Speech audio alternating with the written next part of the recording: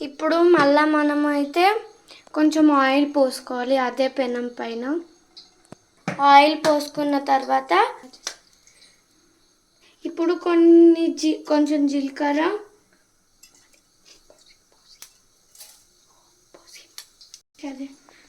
కొన్ని ఆవాలు వేయాలి. కొన్ని ఆవాలు వేసుకోవాలి మనం.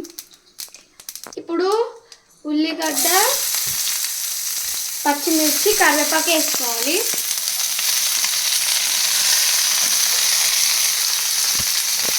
సో ఉల్లిగడ్డలు, పచ్చిమిర్చి, ఆవాలు, జీలకర్ర వేసి కరివేపాకు వేసుకొని కలుపుకోవాలి. చిత్తుతుంది కొంచెం చూసుకోవాలి, వేసుకోండి ఫ్రెండ్స్.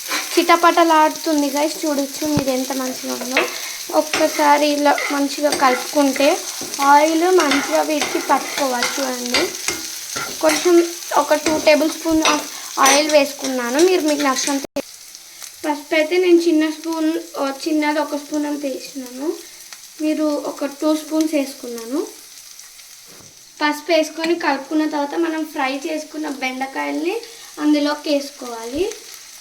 ఇప్పుడు మళ్ళీ ఇట్లా ఒకసారి ఇట్లా కలుపుకున్నట్టు చేసుకోవాలి. ఒక 1/2 స్పూన్ ఉప్పు వేసుకోవాలి. రుచికి సరిపడేంత కారం, రుచికి సరిపడేంత ఉప్పు వేసుకోవాలి. మళ్ళీ మనం రుచికి సరిపడేంత ఉప్పు, కారం వేసుకున్న తర్వాత కలుపుకోవాలి. ఇలా ఒక 15 మినిట్స్ తర్వాత స్టవ్ ఆఫ్ చేసుకోవాలి. మీరు ఇది ట్రై చేసి టేస్ట్ ఎలా ఉందో నాకు కామెంట్స్లో చెప్పండి.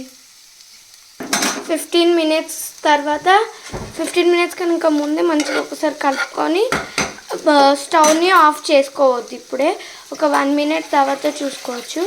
ఎంత మంచిగా ఫ్రైగా కనిపిస్తుంది. ఇప్పుడు ఇట్లా ఒక్కసారి మంచిగా కలుపుకొని స్టవ్ని ఆఫ్ చేసుకోండి. అంతే, మన కర్రీ అయితే రెడీ. చూడండి ఇది ఎంత మంచిగా ఫ్రై అయిందో. దీన్ని మీరు పప్పుకి సైడ్ డిష్ లాగా కూడా చూసుకోవచ్చు, లేకపోతే ఒట్టిగా అన్నంతో పాటు కర్రీ లాగా కూడా తినచ్చు. ఇప్పుడైతే ఇది ఎంత మంచిగా అయిందో. కొంచెం మీకు ఇలా క్యామ్లో చీకటి ఉండడం వల్ల కనిపిస్తలేదు కానీ చూడండి ఎంత బాగుందో. ఇప్పుడు దీన్ని ఇలానే ఉంచుకోండి. మీరు మీ టేస్ట్ ఏంటో నాకు చెప్పండి. బాయ్.